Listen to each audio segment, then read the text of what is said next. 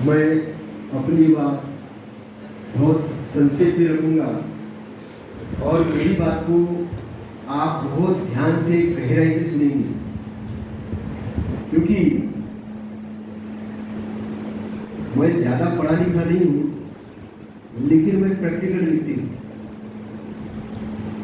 पढ़ाई के रूप में मैंने सिविल इंजीनियरिंग से डिप्लोमा किया है, ग्रेजुएशन किया है और लॉ किया है, लेकिन मेरा प्रैक्टिकल अनुभव ज़्यादा है। और मैं आपको ये बताऊंगा कि जो मैं प्रैक्टिकल रूप से करता हूँ, जिसका रिजल्ट है, वही चीज़ मैं आपके समक्ष बोलने वाला हूँ।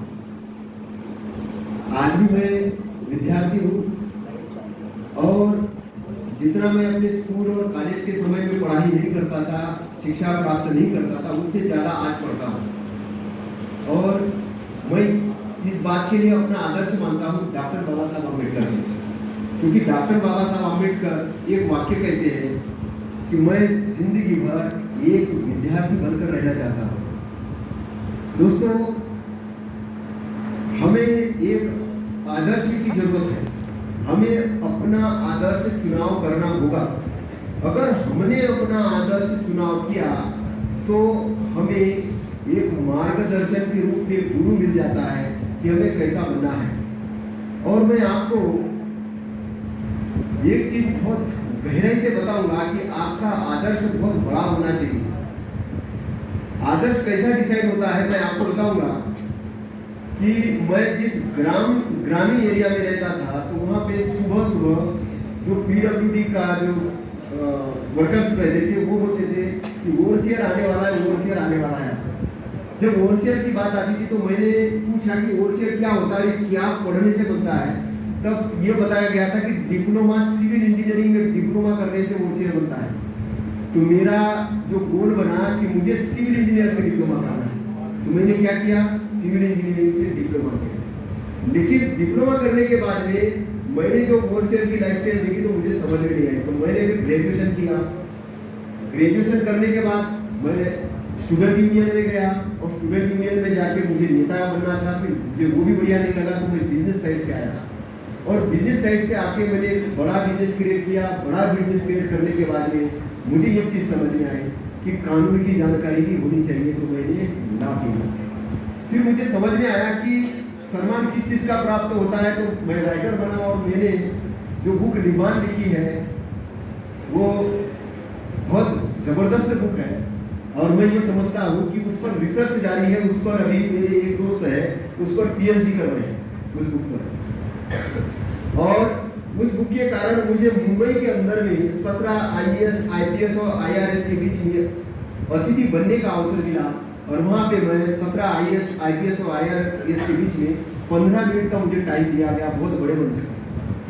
तो दोस्तों, सम्मान की कोई कमी नहीं है सामाजिक क्षेत्र में। और हमारे जो आदर्श जो लोग हैं, मैं सूर्यवंशी साहब का धन्यवाद करता हूँ कि उन्होंने आज मुझे इधर बुलाया, इस लायक समझा कि मैं कुछ बोल सकूं। और उन्होंने सम्मान के साथ आज मुझे दूसरी बार बुलाया स्टेज पर। इसके पहले उन्होंने एक गांव के अंदर मुझे बुलाया था बुद्ध विहार के उद्घाटन में, और आज उन्होंने दूसरी बार बुलाया। तो दोस्तों, लखनलाल साहब को हम काफ़ी सुनते हैं, रितेश अग्रवाल साहब को मैं सुनना चाह रहा था, लेकिन मेरा अभी जाना है। मैंने किसी एक VIP के साथ अपॉइंटमेंट फिक्स करके रखा है और वो मैं मिस नहीं करना चाहता, इसलिए मैं सुनने के बजाय बोलना पसंद किया। लेकिन मैं आपको जो चीज़ प्रैक्टिकली बोलना चाह रहा हूँ उसको जरा सुनिए। इसमें 10वीं क्लास के स्टूडेंट कितने हैं? 10वीं क्लास के एलिजिबल, चलो बहुत बढ़िया। 12th क्लास के स्टूडेंट कितने? बहुत बढ़िया, आपके लिए ताली बजाएंगे। इसमें कितने लोग IAS बनना चाहते हैं? IPS कितने बनना चाहते हैं? नेता कितने बनना चाहते हैं? बिजनेसमैन कितने बनना चाहते हैं? लेखक कितने बनना चाहते हैं? मूवी के कलाकार कितने बनना चाहते हैं? हाँ, प्रोफेसर हैं, ये सब करते हैं। कितने लोग डॉक्टर बनना चाहते हैं? इंजीनियर कितने बनना चाहते हैं? कितने लोग बहुत अच्छे किसान बनना चाहते हैं? किसानों में तो लट पड़ रहे हैं साहब। किसानों को सरकार मारती है साहब। कितने लोग रिसर्च साइंटिस्ट बनना चाहते हैं? एक भी नहीं। कितने लोग बहुत बड़े लेखक बनना चाहते हैं? एक। हम बनना चाहते हैं साहब। कितने लोग ट्रांसलेटर बनना चाहते हैं? कितने लोग जापानी लैंग्वेज सीखना चाहते हैं? कितने चाइना वाली लैंग्वेज सीखना चाहते हैं? कितने जो स्टूडेंट हैं जो नेशनल यूनिवर्सिटी में जाना चाहते हैं? कितने लोग आईआईटी में जाना चाहते हैं? मैं एक्सरसाइज करवा रहा हूँ। कितने लोग भिक्षु बनना चाहते हैं? कितने लोग कथाकार बनना चाहते हैं? सब ये प्रोफेशंस है। भिक्षु में कुछ मिलेगा नहीं, लेकिन आध्यात्म है ना, कुछ लोग त्यागी भी करेंगे। मैं आपकी एक्सरसाइज करना चाह रहा था। जो भी आपको बनना है, आज आप घर के अंदर जाइए, सबसे पहला काम ये करिए, जो भी आपको बनना है उसको जाके लिखिए और लिख कर उसको चिपका दीजिए। और आपका जो गोल होना चाहिए वो अच्छा होना चाहिए, क्योंकि गलती से भी देखो, इसको लिखने के लिए आपको पैसे नहीं लगेंगे, लेकिन आपने गलती से भी छोटा गोल लिख दिया तो आपको वही चीज हासिल होगी सबसे बड़ा। क्योंकि ब्रेन जिस तरीके से काम करता है, ये हार्वर्ड की एक स्टडी है, उसमें 3% लोगों की लिखित गोल थे, 10% लोगों को पता था कि उनके गोल क्या थे, और बाकी 87% लोगों को पता ही नहीं था कि जीवन में उनके क्या लक्ष्य है। वो पढ़ रहे थे, मेरिट में आ रहे थे, सब आ रहे थे, लेकिन 10-12 साल के बाद उनका स्टडी हुई तो 3% लोग थे जिनके गोल लिखित हुए थे, उनकी जो नेटवर्थ थी ये बाकी लोगों के बराबर थी। जो 10% थे जिनको मालूम थे उनके गोल क्या थे, उनके पास में अच्छी इनकम थी, लेकिन बाकी सब लोग एवरेज लाइफ जी रहे थे। आपको जानकारी होना चाहिए कि आज जो एक सम्मान समारोह आपके लिए आयोजित किया गया है, हो सकता है आपके लिए बहुत छोटा फंक्शन हो, लेकिन मैं आपको बताना चाह रहा हूं कि आपके जीवन का ये सबसे बड़ा फंक्शन होने वाला है। बाबा साहब जब 10वीं क्लास पास हुए थे, मैट्रिक पास हुए थे, और तब उनका सम्मान समारोह राजश्री छत्रपति साहू महाराज ने किया था। पहली बार वो 10वीं क्लास पास हुए थे, पहली बार 10वीं क्लास पास हुए थे। शेड्यूल कास्ट में पहली व्यक्ति थे तो 10वीं क्लास मैट्रिक पास हुए थे, और उनका सम्मान जब हुआ तो उनको बड़ा प्रोत्साहन मिला उस चीज से। उसके बाद में उन्होंने जो स्टडी की, और आज आपको मैं बताना चाहता हूँ कि उनकी जो डिग्री है बहुत बड़ी डिग्री है। तो उन्होंने जो मास्टरी हासिल की, 8 भाषाओं के अंदर भी विद्वत्ता हासिल की, और इतनी डिग्री ली कि उन्होंने इंडिया का कॉन्स्टिट्यूशन ड्राफ्ट किया, और उसके अलावा उनकी जो थीसिस है या उनकी जो बुक्स है वो आपको पढ़ना चाहिए। पढ़ने के लिए आपको इंग्लिश आना बहुत जरूरी है। सबसे बड़ी बात मैं बोल रहा हूँ, कितने हिंदी मीडियम के छात्र हैं? सबसे ज्यादा। इंग्लिश मीडियम के कितने हैं? कितने लोगों को इंग्लिश आती है? तो कितने लोगों को नहीं आती है? ये बोलते नहीं। जिनको नहीं भी आती है वो सीख सकते हैं इंग्लिश का पेपर पढ़कर, वो सीख सकते हैं इंग्लिश की बुक रीड करके, वो सीख सकते हैं यूट्यूब के अंदर में इंग्लिश के अच्छे अच्छे व्याख्यान सुनकर। कितने लोगों को मैथ बहुत अच्छा है? किसी का मैथमेटिक्स कितना अच्छा है? कितने लोगों को मैथ में ग्रेस आता है? या कितने लोगों को 100 में से 100 नंबर? बताइए। देखिए, मैं मेरा एग्जांपल देता हूं। मुझे 5वीं क्लास तक मैथ बहुत आता था, और 6वीं क्लास के बाद 8वीं क्लास तक मेरे मैथ में ग्रेस लगता था, क्योंकि 5वीं क्लास तक मेरे जो टीचर थे उनको मैथ बहुत अच्छा आता था, और 6वीं क्लास के बाद में 8वीं क्लास तक मेरे जो टीचर थे उनको भी मैथ नहीं आता। 9th के बाद में 10th में मुझे मैथ में ग्रेस लगा, लेकिन मैं फिर भी स्कूल का टॉपर था, क्योंकि बाकी सब्जेक्ट के अंदर मेरा डिस्टिंक्शन था। लेकिन मैंने ये देखा कि मेरा एक जो दोस्त था, उसका बाकी सब्जेक्ट के अंदर 3rd क्लास का, मैथमेटिक्स के अंदर में वो मेरिट में था। मेरा दिमाग खराब हो गया। मैं उसको ऐसे हाथ पकड़ा, एक साइड में हमने का बात बता, मेरे अंदर इंटेलिजेंस क्या कमी, तेरा मैथ में डिस्टिंक्शन है और मेरा क्यों नहीं है? तो उसने मुझे बताया कि तुम क्वेश्चन जो हल करते हो, क्वेश्चन कैसा बनता है, जो लेसन होता है उसके पहले कोई भी सूत्र कैसे बनता है, फार्मूला कैसे बनता है, वो देखते ही नहीं हो, तुम डायरेक्ट चले जाते हो उसको हल करने के लिए। तो उसने जो बेसिक बताया, और मैंने जब अपना बेसिक क्लियर किया तो मैंने 11th क्लास में मैथमेटिक्स लिया, और आपको मैं बताना चाह रहा हूँ कि मैथमेटिक्स में मेरे करीबन 98% की 11 क्लास में, मेरे 98% थे। और मेरा पीईटी के अंदर में जो सिलेक्शन हुआ था वो केवल मैथमेटिक्स के कारण हुआ था, उसमें सबसे अच्छा नंबर। मैं ये चीज आपको क्यों बताना चाह रहा हूँ कि आपको जो वीक पॉइंट है, आपका जो वीक पॉइंट है वही आपकी स्ट्रेंथ बन सकती है। मैं आपके सामने जो वक्तव्य दे रहा हूँ है ना, मैं सिंपल वे में बोल रहा हूँ, लेकिन पहली बार मैं 9th क्लास में स्टेज पे खड़ा हुआ और गांधी जी की जयंती थी और मैं 2 शब्द बोल के मैं घबरा गया और बैठ गया। हमारे यहाँ के पटेल साहब थे, उन्होंने मेरी रूटीन कर दी कि आज के बच्चे 2 शब्द तक स्टेज पे नहीं बोल सकते। मैंने क्या किया, मैंने घर में आया, उसके बाद मैं ठान लिया कि मैं अच्छा वक्ता बनूंगा। और दोस्तों मैं आपको बताना चाहता हूँ कि घर के अंदर, कमरे के अंदर आईने के सामने मैंने स्पीच देने की प्रैक्टिस की। और अभी मैं कितने बड़े बड़े स्टेज के अंदर भी स्पीच किया मुझे नहीं मालूम, लेकिन मैं आपको बताना चाहता हूँ मध्य प्रदेश के 2 सीएम, छत्तीसगढ़ के 1 सीएम, मध्य प्रदेश के 2 सीएम के स्टेज पे मैं स्पीच कर चुका हूँ। ताली बजाओ। मैं मोबाइल पकड़ा हूँ साहब, मुख्यमंत्री के स्टेज पे स्पीच करना बड़ी बात है सर। और ट्रेनिंग फॉर ट्रेनर्स करके भी मेरे कई प्रोग्राम मैं कर चुका हूँ। उसमें मैं चाहे तो बहुत पैसा ले सकता हूँ, लेकिन फ्री ऑफ कॉस्ट करता हूँ। इसमें ताली वैसे की सर बहुत तेज।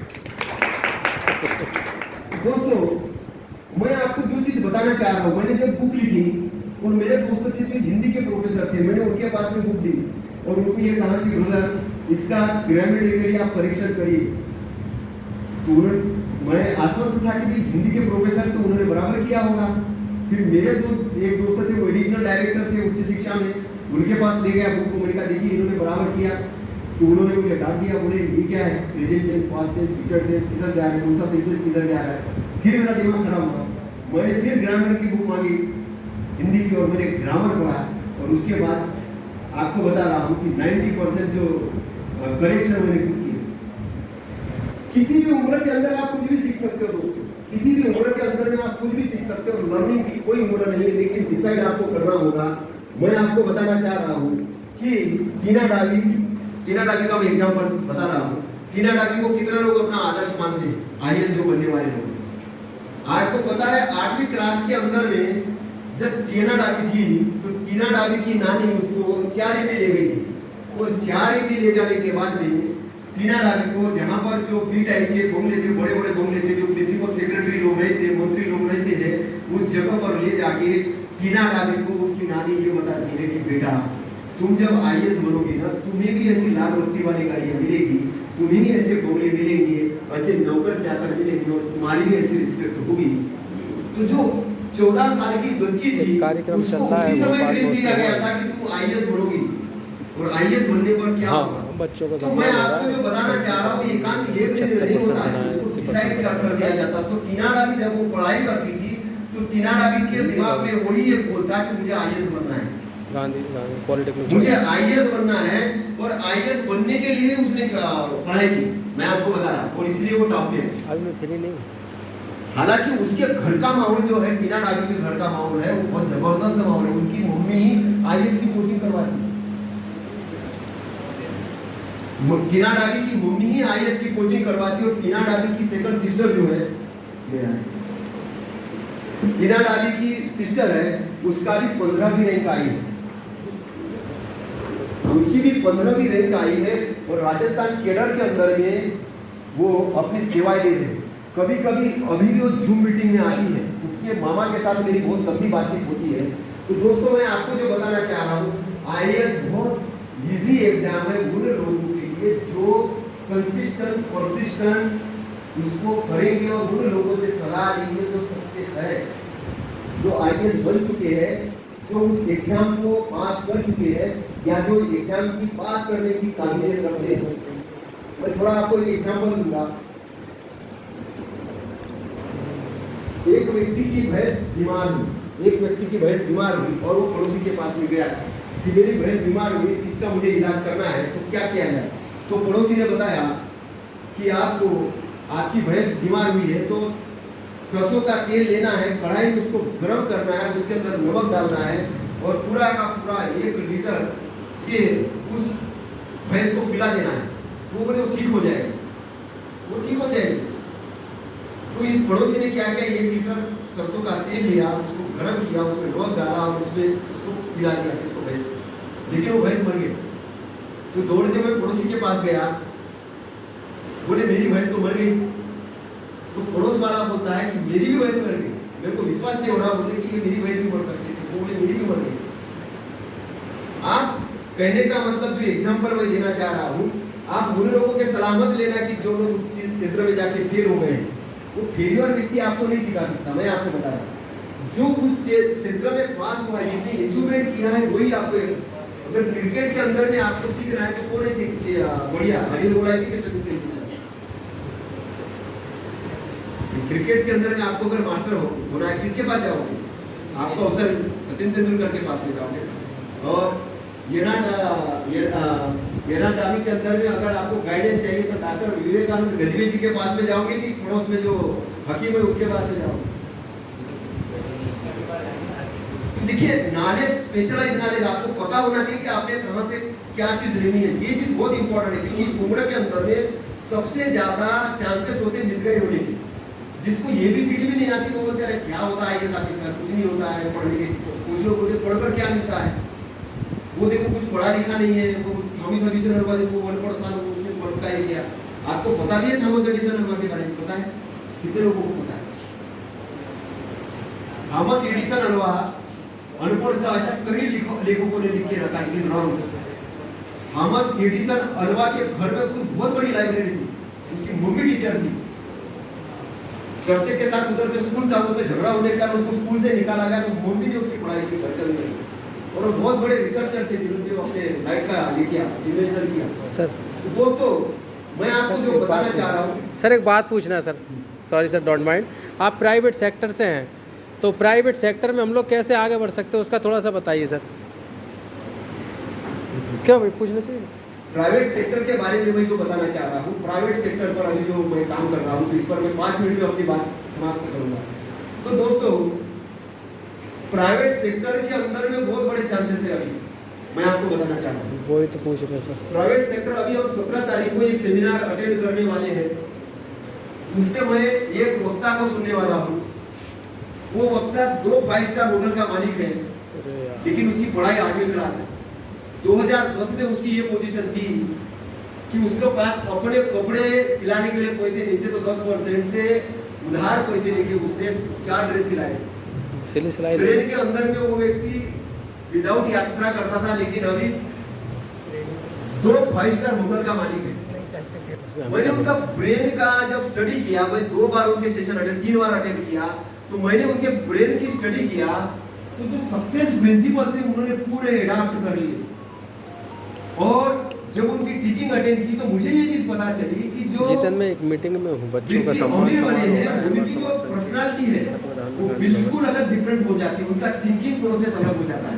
तो अगर आपको बिजनेस में बनना है, स्टूडियो गया था उस आपको दिन, लेकिन प्राइवेट सेक्टर में भैया सक्सेस निकल होना गए है, थे तो प्राइवेट सेक्टर का फार्मूला ही दराज की different है। चाबी लगा के चले गए थे, बिल की बुक उसी में है रहे। ना, आपको जो फार्मूला सिखाया जाता है कि जॉब में स्कूल जाओ, अच्छे नंबर लाओ और अच्छी जॉब में करो, सेटल हो जाओ।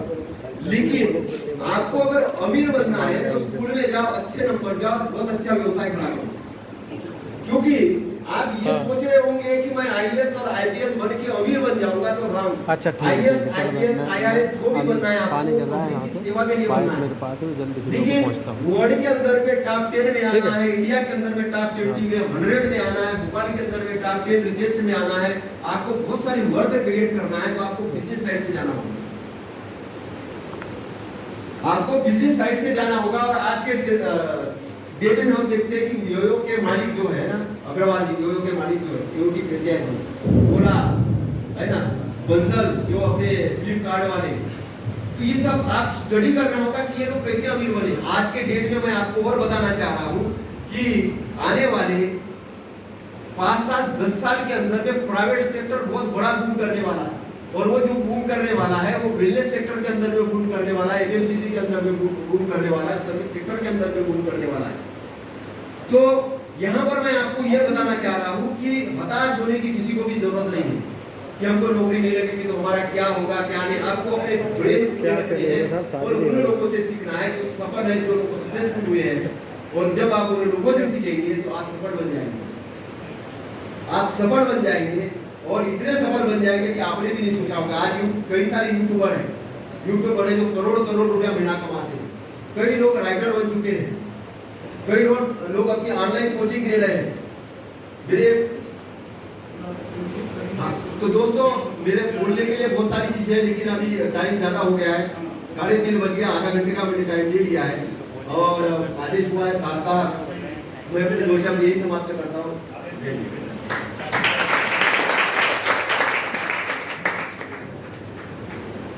साथियों, आपने जोरदार तालियां बजाई, इससे ये लगता था कि आप बुलेट साहब को और सुनना चाहते थे, परंतु आप लोगों का स्वागत ये इंद्र राजा भी कर रहा है, क्योंकि अभी तक राजधानी तपती रही है।